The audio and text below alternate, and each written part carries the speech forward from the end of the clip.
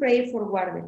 Pues es una empresa que da apoyo y que funge a la vez como intermediario entre el carrier directo y el cliente, ofreciendo distintos servicios a través de diversas modalidades. Un ejemplo, nosotros contratamos a Transportes Pérez, hacemos que Transportes Pérez nos ofrezca a nosotros la tarifa, coordinamos con el cliente final dónde tengo que recogerlo, dónde tengo que entregar la mercancía, y el cliente así ya no tiene que estar directamente con el transportista. ¿Qué modales de servicios se ofrecen en general en un freight forwarder? Pues es muy diverso. Tenemos lo que es la carga marítima en servicios en contenedor, que se le conoce como un FCL. Tenemos la carga suelta, que es un LCL. Servicios que ruedan, vehículos, que se le conoce el RoRo.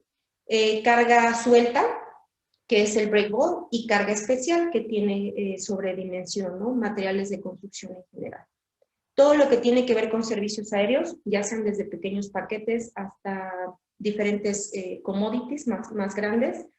Servicios de última milla. ¿Qué quiere decir esto? Que nosotros tomamos un producto en alguna escuela, llámese Pantaco, llámese en el norte, y hacemos esa entrega de última milla en servicio en contenedor o puede ser también en camión.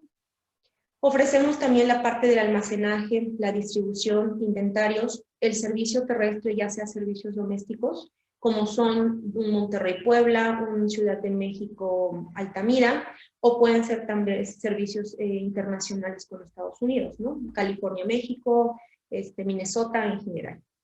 También aquí se manejan los dos tipos de transportista o de transporte, que son la caja completa o servicios consolidados, que quiere decir que hacemos una carga o llenamos una caja a través de diversos clientes. El servicio de despacho también lo tenemos en las principales aduanas, que es Altamira, Manzanillo, tanto Golfo como Pacífico, en Laredo. Esto nos apoyamos nosotros en los agentes aduanales. Nosotros no pudiéramos trabajar si no tenemos un agente aduanal. Los servicios ferroviarios, ejemplo, el Corredor del Pacífico a través de Ferromex, o lo podemos hacer a través de Kansas o con servicios internacionales también vía Estados Unidos. De ahí hacen la entrega a la vía de Ferromex o de Kansas, ¿no? Y los servicios complementarios, que es como nosotros los conocemos, una administración de un seguro de carga, que elabore a lo mejor algún proveedor de nosotros una hoja de seguridad cuando tenemos mercancía peligrosa, o que hagan un empaque, un embalaje, un emplaye. Estos son los servicios complementarios.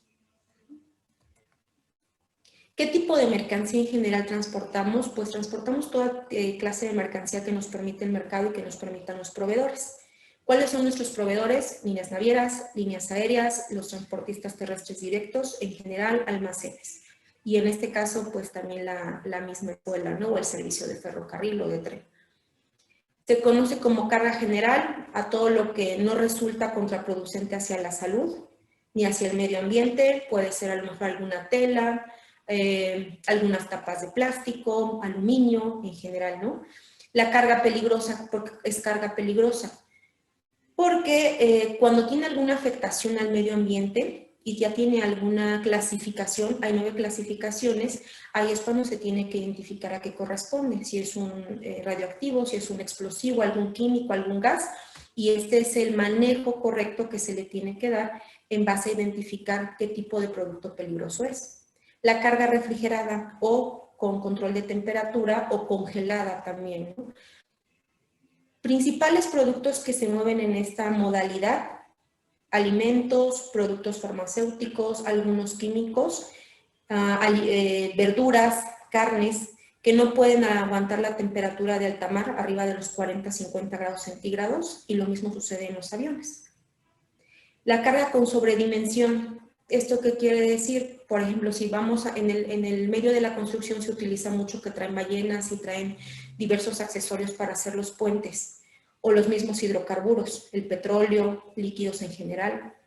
Y lo que ya habíamos mencionado con antelación, ¿no? Que son los vehículos.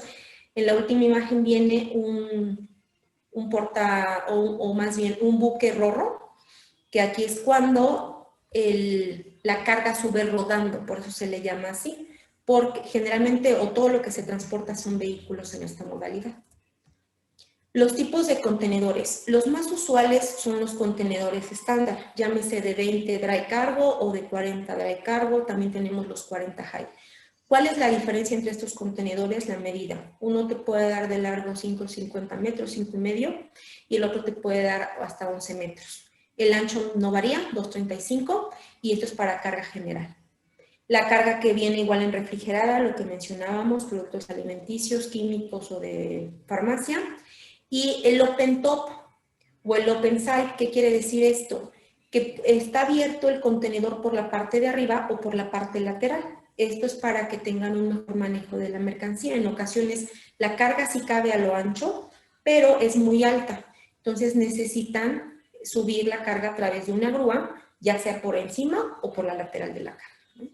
Lo que es el flat rack no trae paredes, entonces es más fácil aquí subir una maquinaria para darle estabilidad a la base y así poder transportar la carga, ¿no? Y los contenedores cisterna o tanques, que se conoce para mover líquidos. ¿Cuáles las principales leyes que nos rigen a nivel internacional? Pues es la OMC, que es la Organización Mundial del Comercio, que su misión en principal es hacer que los productores, los compradores, los vendedores puedan llevar de la mejor manera sus productos y hacer un comercio libre, sin trabas o con las menores trabas posibles, de una forma transparente, honesta y benéfica para ambas partes. En México lo que nos rige es la ley aduanera, la ley de los impuestos generales a la importación y a la exportación. Cuando yo exporto un producto, la mayoría no tengo que pagar ningún arancel, pero cuando yo importo un producto y si este producto causa, no sé, zapatos a la industria del área de León, causa algún posible riesgo a la industria del país, me van a poner un arancel mayor a que si trajera a lo mejor aluminio, metal o algún otro commodity que no está dentro de pues un posible riesgo a los productores de México. La ley de comercio exterior, la ley del IVA. Ejemplo, cuando yo hago un servicio terrestre que sale de Estados Unidos y que llega a México, que estoy haciendo el cruce con el mismo transportista, se maneja como un servicio internacional. O lo que hacemos normalmente con las navieras y con el transporte de los contenedores.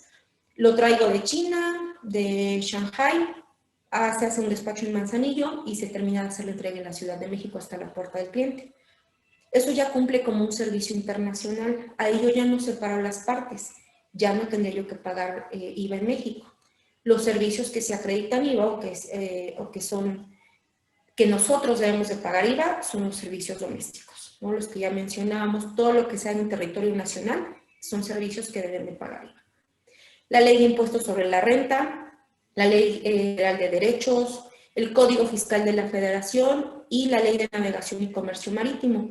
¿Esto qué representa? Ellos tienen que, o son los responsables en velar que las terminales portuarias, terminales aéreas y los espacios que se les asignan, pues se ocupen de la mejor forma posible para poder generar el comercio como se debe de hacer, aplicando normas, leyes, reglamentos en general, para que se pueda llevar a cabo la actividad lo más pacífica y segura posible. ¿Cuáles son los entes más importantes en una operación de comercio internacional? Pues obviamente tenemos a un embarcador o a un vendedor, tenemos al comprador o consignatario, al agente aduanal, que es la persona o la figura legal que se va a encargar de regular la entrada o de permitir el acceso legal a las aduanas en México, por Manzanillo, por Ensenada, por Laredo, por Ciudad de México en general, ¿no? Cuando nosotros somos parte o trabajamos en un forwarder, un reexpedidor de carga, necesitamos forzosamente tener una oficina o un agente que nos represente, ya sea que tú como forwarder compres la marca y que tú digas voy a comprar esta oficina y va a representar mi marca, o que hagas alianzas con los diversos agentes que hay en China, en Argentina, en Perú, en Bolivia, etc. Y ellos te permitan únicamente pues, ser su socio, sin que tú manejes la marca, pero sí ser su socio comercial. El carrier o el transportista, ¿a qué nos referimos con esto? Lo son las líneas aéreas, las líneas marítimas, los transportistas directos, el almacén, las personas de maniobra en general. La aduana a través del SAT. Y hay un ente aquí muy importante que son los Incotrans. Nosotros como un reexpedidor de carga no tenemos injerencia al decir, oye, mueve tu carga como un ex-work o mueve tu carga como un FOB. Pero sí es importante que entre el comprador y el vendedor determinen la responsabilidad de cada uno. Los Incoterms son las normas que se aceptan con conocimiento internacional, donde se fijan los derechos y obligaciones tanto de quien compra como de quien vende. Los más usuales son 11 en este caso, pero los más usuales son el ex-work. ¿Qué quiere decir un embarque ex-work? Yo, Karina, le voy a vender al doctor, yo me encuentro en Argentina, el doctor Ignacio se encuentra en México, y le digo, yo te voy a vender mi producto en ex-work. El doctor Ignacio tiene la obligación, porque así lo fijamos, de mutuo acuerdo entre las partes, de contratar todo el servicio de transportación desde la planta donde Karina se encuentra, en Argentina, hasta la Ciudad de México o hasta donde vaya el producto final. Tiene que pagar el despacho aduanero de exportación en Argentina, tiene que pagar un transporte doméstico en la Argentina o nacional, tiene que pagar el transporte principal, que así se le conoce al marítimo o al aéreo, tiene que pagar el ingreso a la aduana en México, el despacho de importación, los impuestos que le correspondan y todo lo que conlleve, ¿no? de esta operación. Pero yo únicamente como exportador dejo mi producto en mi planta perfectamente embalado, paletizado, con todo lo que cumple, o con todo lo que debe de cumplir la norma, entrego los documentos que me corresponden y ya de ahí la persona que me está comprando en términos export es la persona que se hace responsable de todo, ¿no?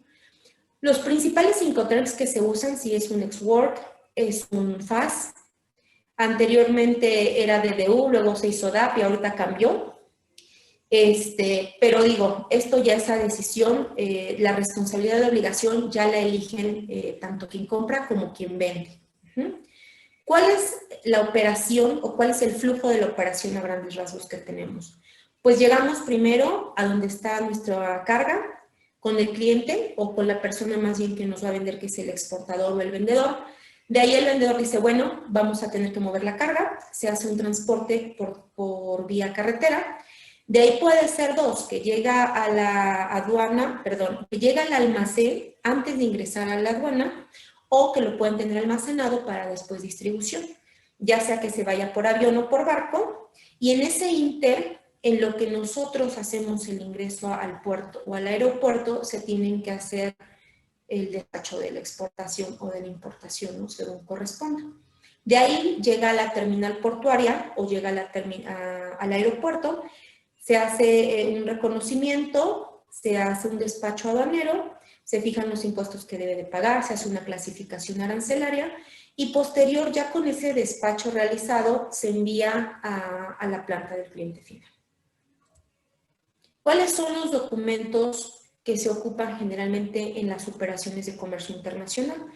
Si es a la exportación o la importación, ambos deben de tener un RFC, que es el documento que los identifica como una persona física o moral, que están dentro del margen de la ley, que se dieron de alta, cuál es la actividad que estos tienen, ¿no? Un padrón de exportadores sectorial, en caso de que se ocupe, no para todas las industrias se ocupa. Es importante también tener nuestra factura comercial en nuestro packing list. En la factura comercial explicamos qué commodity o qué producto es el que vamos a mover, cuál es el precio, el valor que tiene, y así, o en función a esto, a lo que la factura nos arroje, nosotros podemos hacer el costo de nuestros incrementables en aduana. El encargo conferido, se ocupa la exportación, una carta de instrucciones, siempre es muy importante trabajar con estos elementos. La lista de empaque, el certificado de origen. ¿Por qué? Porque es importante saber de dónde viene y si tenemos algún tratado de libre comercio o algún acuerdo comercial para ver si podemos hacer alguna reducción en los aranceles que le toca pagar en México, ¿no? En caso de las importaciones. El documento de transporte, llámese una carta aporte para el servicio terrestre, llámese un BL House para el servicio marítimo o una guía para el servicio aéreo, ¿no? Y en general los documentos que avalen el cumplimiento de las regulaciones y de las restricciones no arancelarias. Certificados de calidad, sanitarios, dependiendo la industria que sea. A la importación, lo que mencionábamos, el RFC, igual un encargo conferido, hay que revisar si es un padrón de importadores o está a cargo de un padrón de importadores. si cuenta con el certificado, factura comercial, el packing list, y hacer el pago correspondiente, ¿no? De la ventanilla única, del pedimento, el pago de los aranceles correspondientes y de las regulaciones y de las restricciones no arancelarias en caso de que aplicar.